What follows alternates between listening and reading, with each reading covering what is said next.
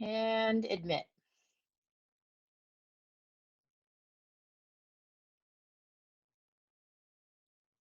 Hello. Hello, Mr. Seabury. Hi there. I have to say Mr. Seabury because I don't know if you're Stephan or Stephen. It's Stephan Seabury. Oh, Seabury. Okay, got Yeah. it. Okay. I have to tell my Stephan. students that you bury stuff at sea. You don't bury it. So Seabury. I love it. Nice. Thank Yeah. you. I try to tell people that my last name is Martin because people like Martin. They don't say the T, so I think I appreciate those distinctions. You got to hit that hard letter there. Yeah, And, like Mountain. and, We don't do and that. I know we don't. We just kind of gloss over it. Yeah. well, and as long as you guys are going there, I'm not even going to tell you what I have to go through in Vandy Venture. Andy Venter. Yeah, that's her last name. That's my last name, but we go with Miss V. It's so much easier. That's fair. Yeah, that's fair. So tell So us about yourself, Stephan. So I'm a high school teacher. I teach at Providence Hall High School. It's a charter school in the south end of Harriman, Utah. So it's actually a K through 12 IB school. So I just teach at the high school campus. I teach world civilization, predominantly just to sophomores. Every once in a while I get a junior or senior. And then this year I'm teaching AP United States Government and Politics. So yay, that was a good year to teach a brand new college level course. Yeah. That's been busy in that regard. Beyond that, I'm married. I have 3 little ones. Clara is 7, Spencer is 4, and then we've got little Lou, who's 4 months now. So that keeps me. I get plenty of high school kids to mess around with, and I've got my own children to hang out with and spend time. And my wife Jenny was actually a teacher for a while too. She taught first grade for a couple of years, and then we've kind of made the switch to now I'm a high school teacher, and she's teaching our kids as well as hanging out with our kids and doing that kind of thing. How have you reacted to the school closures that have occurred?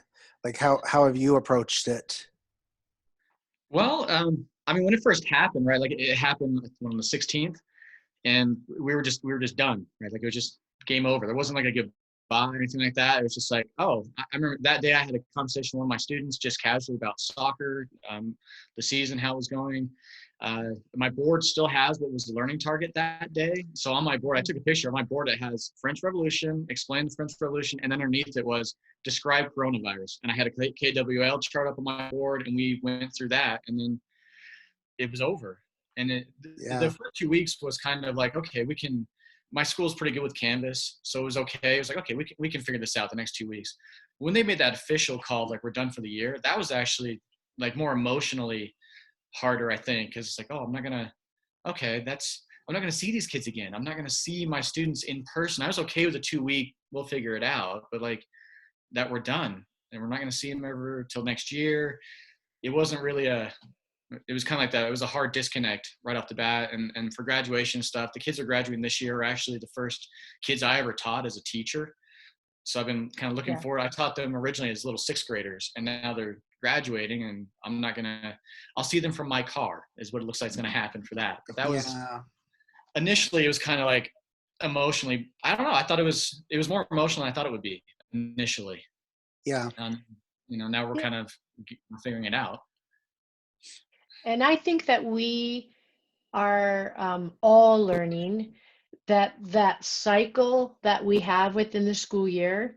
And I'm at the elementary level, and as you're thinking about some of those kids where we've been building these concepts, and then there's kind of a coming together of understanding a lot of it, that kids have those those light bulb connections, those moments that sort of take place as you've been building across the year, that we miss having that part of the year, of the season, right?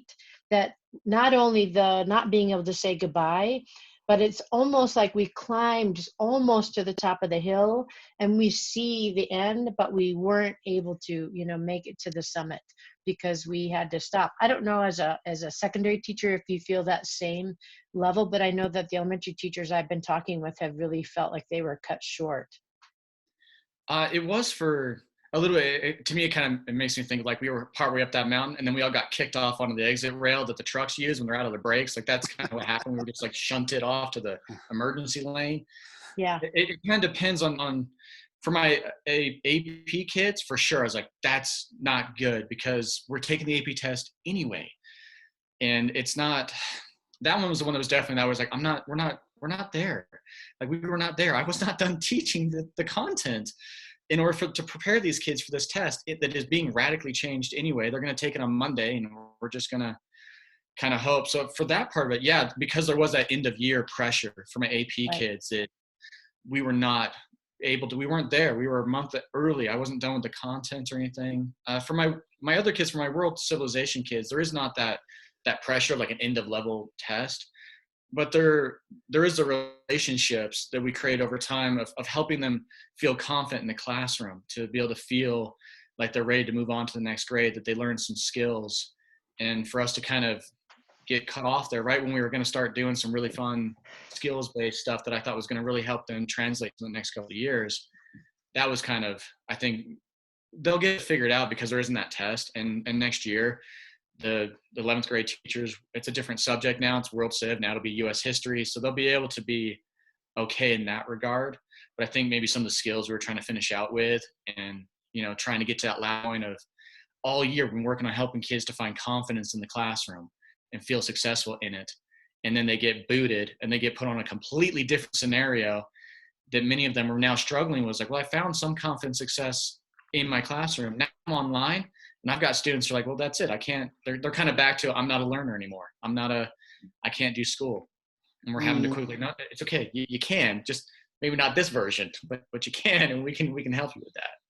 So I want to come back to like the closure and what implications there might be for that. But first of all, you wrote an op-ed in the Salt Lake Tribune. It appeared, I think it was yesterday, about educators getting involved in the legislative process. And what prompted you to write that? What prompted your interest in that topic? It's part of an organization I'm a part of. So I'm a Utah Teacher Fellow. That's part of the Hope Street group. And I mean, part of that is we're being asked to be teacher leaders, and we're giving training on how to be teacher leaders and advocating for teacher voice, as well as like, hey, you need to be published a couple of times a year. So there's that pressure. But the specific topic is because I felt like as I've been more involved on Twitter and seeing stuff, people are talking about what our schools are going to look like. And they're not talking to teachers necessarily. They're talking high level stuff. In my last couple of years of teaching, I've felt a lot of that pressure. Like, okay, I'm an educator, but what I do in my classroom is being dictated to me by somebody who's not in my classroom, nor has any experience in my classroom. And yet they're the ones telling me, this is what you should or shouldn't do. This is what leads to the outcomes you think should exist. And it's like, well, wait a minute, I'm the professional. I should be the one that should be consulted with that. And so I kind of felt like with this particular article, the school year is winding down and teachers are reflecting. I'm seeing that teachers are thinking about, what has this been like? And what I want for the teachers to do is, okay, don't forget what it has been like over the summer, because we're going to come into another legislative session and the legislators are going to think about what they feel like the outcomes should be. And we need as teachers to go back and like, okay, what was it like doing online platforms? What was it like for our special ed students, our ESL students? What was it like for the regular ed students? So that we can have those things already collected, so that as we come back to the school year and people tell us, this is what your school year is going to look like, my hope is that teachers like, well, hang on a second, I've got experience with this recently, and I feel like it maybe shouldn't look like that, or maybe, yes, it should look like that. And that's mostly why I felt like I wanted to hurry and kind of get this out there and let teachers know that we ought to be a voice now, because this is a huge litmus test of what education should look like. We didn't like this, but ta-da, it's an experiment, and there's going to be results, and teachers should be part of that. What would you tell a legislator or a power that be about what needs to happen next for this transition? For legislators in particular, I think that some do a better job than others of really honestly talking to teachers, not simply talking to teachers from their lens of, look, I have these budgetary concerns and these constituencies, but more of asking the teachers, what are some things that you found in your profession that are worth hanging on to in the upcoming year, whether it comes to financial decisions, medical decisions, or academic decisions. But really go and talk to the teachers either in their area or speak to, like Hope Street teachers who are already trying to be that voice, who are willing to say like, look, I'm actually doing research. I am more than just a classroom teacher. I'm somebody who's doing research. I'm reflecting. I'm talking to the teachers, and legislators ought to take that opportunity to reach out to these organizations. Now, I know some of these organizations reach out to them with some consistency, and that might be a frustration for them. But I think for a legislature, yeah, you need to have an honest conversation and let the teacher tell them, here are some of the experiences I've had personally, and here are some evidence that supports my experiences and the outcomes I think should happen from those experiences. Our podcast focuses on the little things that make a big difference, and we realize we may never go back to what our schooling looked like before we had this COVID experience. Right. But as you are asking the legislators that you want them to ask teachers, right? What's worth hanging on to? I'm curious what little things you think are important for us to try to maintain as we move into an uncertain future. As teachers, or? As teachers, yeah. It's relationships, I think. I mean, we talk about that a lot, right? That like that's something that sometimes gets missed in the academia of education, is that it's just plain relationships. That we need to continue to remember that that's the most salient part with our students. If we don't care about them and they don't feel that we do, we're not going to get them to do that math problem. We're not going to get them to do that research project. And with this online learning, it's really forced teachers to try and be creative. Like, how do I connect with that kid? Because I've found that there's been some of my students that are more at risk or in special education, I connected them one-on-one, right? In class, there was those little 30-second minute type interactions. We went online and it just disappeared. And I had to figure out, oh man, this kid is bombing my class now. And I had to try and find ways to simply reach out and just say, hey, just say hi to them. And then later on, get back to, hey, you're also failing my class. But I think that's a little thing for teachers to take that breath on, and be like, it's okay. They'll come back to my classroom or whatever academic deficiencies I think they may or may not have from the closure. We're professional educators. We'll get that sorted. But the relationship, that's something that is a little thing that they can continue to do when they come back. And if it's different, then we need to reflect on what creative things did we use at the end of this school year that helped us to maintain that relationship. So when we come back, we can stay on that quickly and keep those relationships instead of trying to relearn it again the first 2 months of whatever school might look like. Can you talk a little bit about the Hope Street teachers? Is that what it's called? Or Hope Street group? Yeah, so there's the Hope Street is kind of like the umbrella organization, and they focus on helping. They have like kind of like a business side where they help mid-level workers improve their station, but they have an education side, and that's what I'm a part of. That's the Utah Teacher Fellows.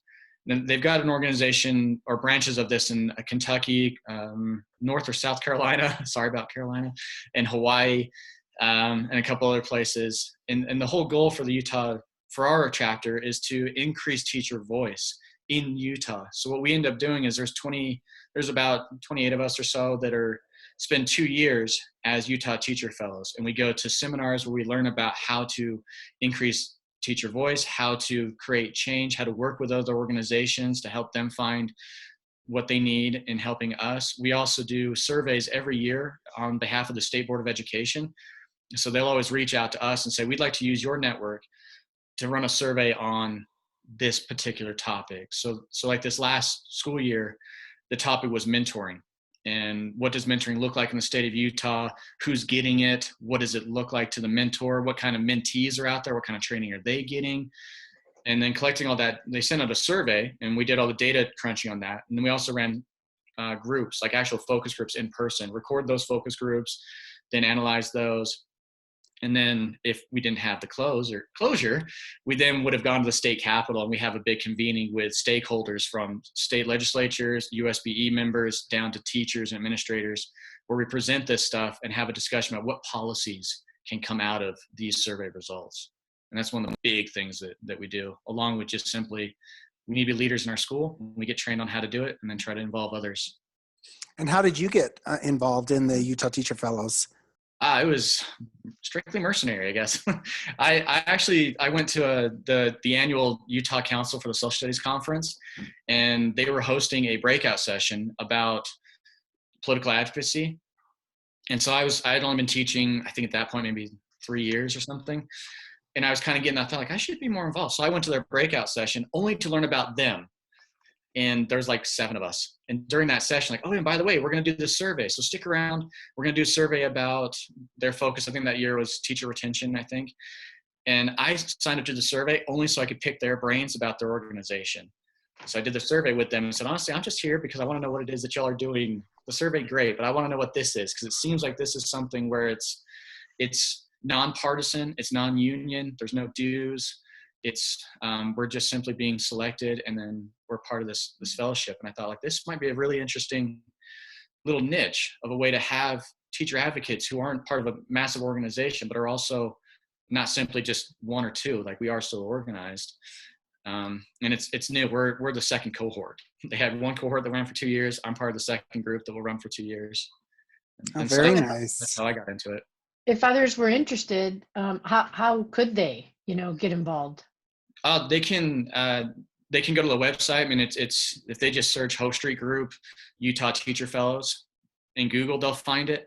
If you hop onto Twitter, it's the handle is at HSG. I believe it's _UT. Should be the proper hashtag for it. And then from there, that's our regular hashtag. And then getting on to the Twitter chats, there's the Utah Ed chat that we do. That's every Wednesday, and a number of Hope Street Fellows participate in those each week. And so that's another way to kind of connect with specific individuals that are in part of the Hope Street group or the Utah Teacher Fellows.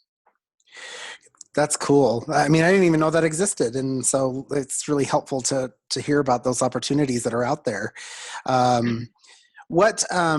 What are some little things that you would recommend? Maybe you put that in your article, or just know from your experience with the Utah Teacher Fellows. What are some little ways that educators can get involved in the legislative process? So, I mean, a couple things in my article, obviously, like one was the Twitter thing. I think that for me personally, it really helped me to broaden out my perspective, because I was just some young teacher. I've only been teaching 6 years now.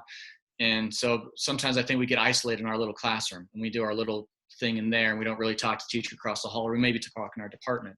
But hopping on the Twitter, it helped explain, like, oh man, there are tons of professional educators out there all over the place with ideas I've never heard of and methods I've never dreamed of. And it's not as hard as you think. So I did, in my article, I linked a short article written by another teacher trying to help teachers get on to Twitter. And that was something that was small, because I think a lot of teachers, they're already on social media, usually with Facebook, most of the time just to help them out with content. So they join a Facebook group that's specific to their content. It's a way for them to gather resources. So if you're already doing that, it's kind of like, well, just branch out to Twitter to catch something. And the other thing that was also is for them to just simply look up who your legislators are. Like, just go to legislative homepage, bottom right, there's a little button that says your legislators. And you can just click that, throw in your address, and it pops up those 2 individuals. It gives them, you can see who they are, where they went to school, what educational committees they might be on, what legislature. I mean, if you want to get, start getting in the weeds, you can, but that's a pretty simple thing, is just to find out, well, who are they? And then they have their own social media pages that you can follow on Facebook and on Twitter. And that's a pretty quick little thing. So I know teachers, we're strapped for time. And so something short like that, it's just a real quick hit. Just hop on the legislative website, find out who your 2 people are, and then you can find out where they are from social media, or you can simply just shoot them an email right there from the legislative page. Nice. As we are looking at just moving forward, and whether or not we had access to the virus, and we know that's going to be a reference point. I remember in my own history class that those big events, we refer to them, oh, that's before this big event or after this big event, right?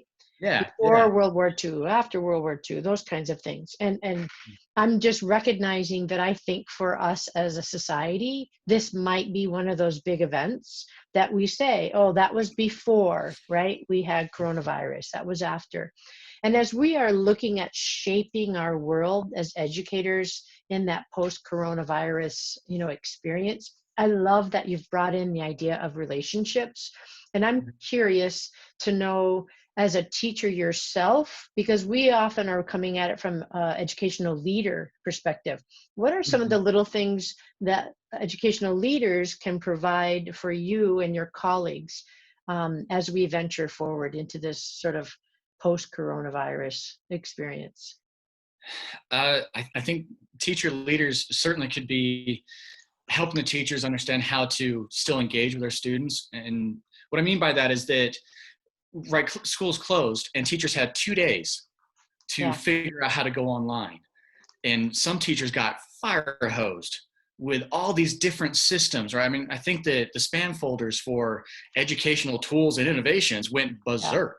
Yeah. And for teachers, the leaders would need to help funnel that stuff down. I know the leaders themselves are having to sort out, well, which is better, Flipgrid or Nearpod or Padlet or whatever. Yeah. But helping the teachers to kind of narrow that down, because it's so overwhelming for a teacher to try and learn a platform and then try and use that platform to convey content. And it's really trying to help the leaders be able to figure out, okay, which one is the best bang for our buck? Which tool is just a bells and whistle, right? That, like, sure, we get iPads in every single classroom and the kids can draw around the iPad. Well, yeah, but I can also hand a kid a marker and they can draw on my whiteboard and I can project, and that's free. And it's, so is that the bell and whistle we need versus something else? And I think that would help out from the leadership standpoint, is trying to help the teachers. They're already professional educators. They know how to teach, but helping them say, okay, we're on this new platform. Here are some platforms and some training that's time effective and targeted of how to use this new platform. Because it just gets, I mean, for my school, it wasn't so bad. We were pretty good with Canvas. We've been running it for a couple of years. But for my little girl, her teacher posted a video, I think at 8:30 at night. It was her first video to her kids. So I sat down with my daughter and we watched it. Her teacher looked drug out. She looked so tired. She was in her classroom. It's like, hi friends, it's 8:30 at night. It's good to see you. And you could tell that she had just learned Nearpod. She had just learned Google Sites. She had just went through a massive amount of packets and some other online platforms, and had to probably shotgun through all those on that Monday and then turn them into content stuff on that Tuesday so I could get it to my daughter by 9 p.m. that night. And thought, well, good night. That was just so much for that teacher to try. And I know it wasn't planned, but now we have time to then plan and say, okay, we've seen lots of platforms. Leaders, help us out with what platforms do we really need to worry about? And then teachers can cherry pick from the extraneous ones if they wish. Mm-hmm. You know, I appreciate you saying that. Sorry, Jim, I was just going to say, there are times too when I think it's right, apples and apples, and really this could be just as good as this one, but I appreciate what you're saying, because I think sometimes maybe we aren't picking the best one, but just the idea that this is the one we're choosing. And then we're just going to commit to this one, and we're going to become familiar with this. I appreciate you pointing that out, because sometimes it's just committing so you don't have to keep getting the spam folder overwhelmed. Right. And having that conversation as that commitment is made with the teachers, because I think that sometimes occurs where an administrator finds it's cost effective for this platform.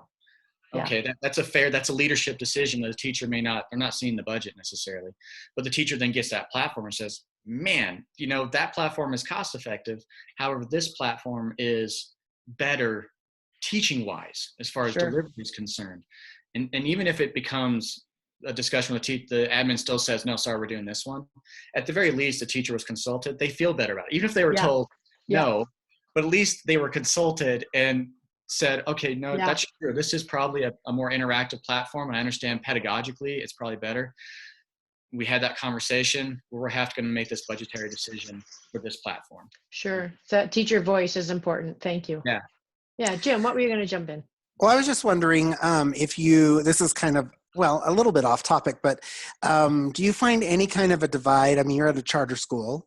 Yes, do you sir. find any kind of a divide between charter school teachers and, charter schools are public schools. That's important to indicate. Yes, that is important to know. They're not private schools. They are right. Some people get a little bit confused about that. They say charter versus public, but they're one and the same. But do you find any kind of a divide between charter school teachers and like yourself and teachers who are in other settings? In what way do you mean for that divide? Well, I mean, do you find that you can still collaborate with teachers who are in other public schools in this, I mean, is there the openness to considering ideas from people in charter schools? I mean, sometimes I've heard teachers say, oh, well, it's a charter school, and so like I just am wondering about your experience with that. Yeah, it's been a mixed bag, honestly, with that, because it is true that initially, being in a charter school, public school perception can be that it's soft. It's not real teaching in a sense, almost. So you get that feeling like, oh, you're a charter school, so you can do whatever you want. It's all soft, little, not really rigorous, and it's open-ended. And y'all go camping and sing songs and do whatever the parents think you should, which is crazy sometimes. And so there's that a little bit that can be difficult when you're trying to say, well, no, that all aside, the educational idea that is being presented is still sound, regardless of its source. So there has been a bit of that between public school and charter school. That it does kind of seem like, well, you're not as vetted. Like I have a friend who wants to get in administration. He was a charter school teacher with me. Once he got his master's in leadership to go move into admin, he had to move into a district first, and he's teaching in that district first because the perception is, well, yeah, you have the license, but you're a charter school teacher. So we're not going to get you into the admin game until you've been a teacher in our district. And then there's some validity now. So Right. there's a little bit of that, I think, that occurs. And it just feels, yeah, it just feels like it's important for us to kind of unite, especially if we're trying to facilitate teacher voice in education, that, we need to hear from teachers in all different experiences. And so, right. uniting around that is, I think, important at this particular time.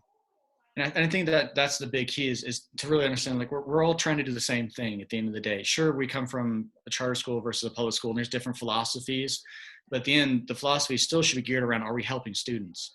And if we're doing that, then let's focus on that. And then sure, we can take different approaches, but in the end of the day, we're trying to understand what's the best outcome for our students. How we get about that might be different, but the outcomes we can collaborate on. And so I have found that side of it as I've been part of the Hope Street group, because actually out of all the teachers that are there, I'm the only charter school teacher, but it hasn't changed anything. The teachers I work with are all, some of them they're great. Like some of them are learning coaches, some of them are assessment directors, some of them are classroom teachers, but because we're all part of this organization with a similar goal, then it doesn't really matter when we discuss pedagogy or educational outcomes, because we all come to the table as teacher leaders. And I think that is really important to focus on that as we try to figure out what we're doing coming forward in the future. Yeah. Thank you for that. We have a final question we like to ask our guests. And Today? If you could put yourself in a time machine and travel back to your younger self when you were just getting into education, what advice would you give to your younger self? I saw that question, it's like, oh, that's like Doctor Who, right? We can go back and see what's going on. Yeah, let's do it. Let's try it. I think there'd be two things now that I think about it again. Initially, my first thought was, when I first saw y'all's question, was to let the younger self know to be patient with progress.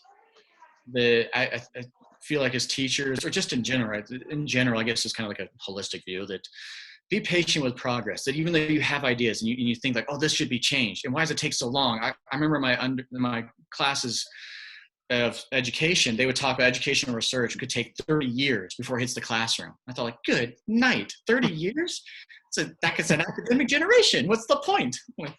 But getting into teaching, saying, well, there's some validity to it. Now, 30 years I still think is too long, but there's some validity to longitudinal studies and progress, because it does take time to see what does that effect have as a third grader to a 12th grader. There's something there that we need to see. So being patient with progress. I think the other thing too, especially for young educators, is that we come in with that kind of starry-eyed naivete that we're going to change the world. I say keep it. That the people who are starry-eyed are the people who become stars. And I think that you should keep it. That for me, I did, when I first got into teaching at my school, it was all about, it's an IB school. So it's a lot of inquiry based, a lot of hands-on, a lot of like, let the students kind of figure it out, and you're just there to facilitate. And I had a lot of fun with that. Now, could I always directly tie a world history standard to what I was doing in the class? Kind of. But did the kids come out with a skill that I thought was important? Did we have discussions with them that I thought was worthwhile? And the kids remembered better than when the pyramids were built, because they can Google that anyway. I did that. But then as I got in a couple of years and started going to conferences, I started meeting these more vetted teachers, or veteran teachers, I mean. They would say, well, according to standard 2, section 3 or whatever. And I thought, oh man, I'm not very good at that. And so I started kind of going back to, well, I got to make sure I'm tagging these standards of the world history standards, which they're obscene. There's so many of them. They're great, but there's a lot. And I found the last couple of years less fun in my classroom, less enjoyment for me as a teacher. I mean, sure, I was tagging that, but I wasn't having fun anymore. I wasn't doing some of the more open-ended skills-based, the stuff that was me, the things that I wanted to do when I first got into education. And by not doing that, I found more frustration as a teacher, because I felt like, well, this is just rote. This is mechanical now. I'm checking the dadgum box. Yep, they can explain the Crusades, but did we have any fun with it? Did we practice a skill of evaluating sources and debate? No, I did a PowerPoint and they did a little exploratory thing online, but it wasn't as fun to me.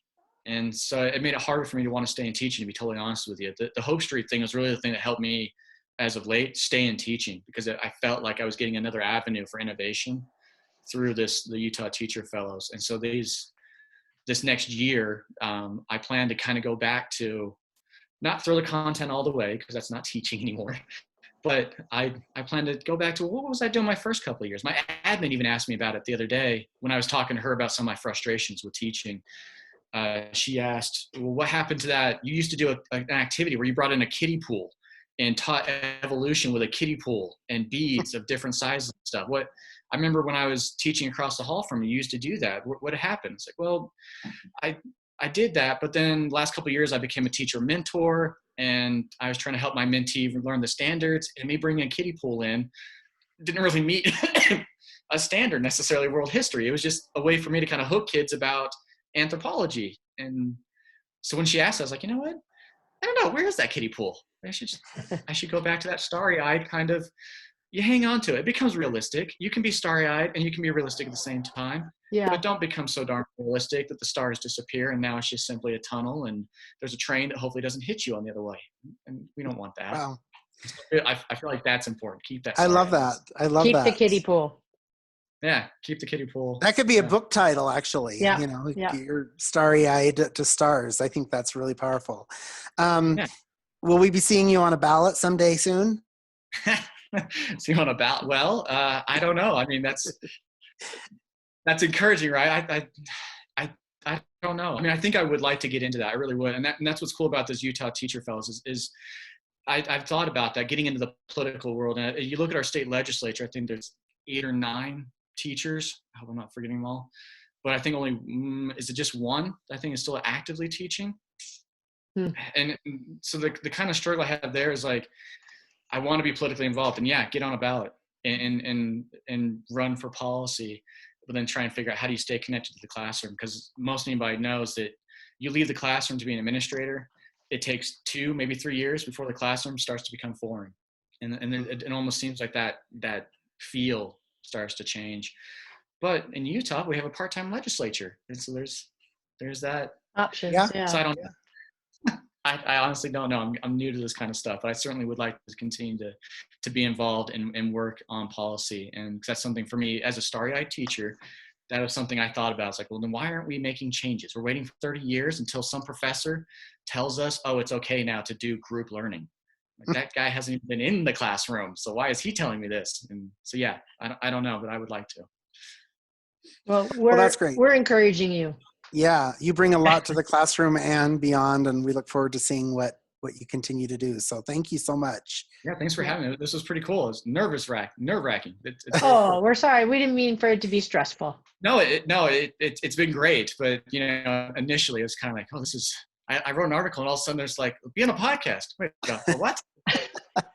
Yeah, we appreciate your fast turnaround time. So thank you for that. Sure. Thank you so much. Good luck for the remainder of this year and the beginning of next as you venture on to the world that we are waiting to see unfold. And thank you for caring so much about what kids do and how they learn. We really appreciate that. Thank you so much. Thanks for this podcast. I've checked out y'all's website now and everything. That it's worthwhile. So thank you for putting that stuff together and putting out this kind of content.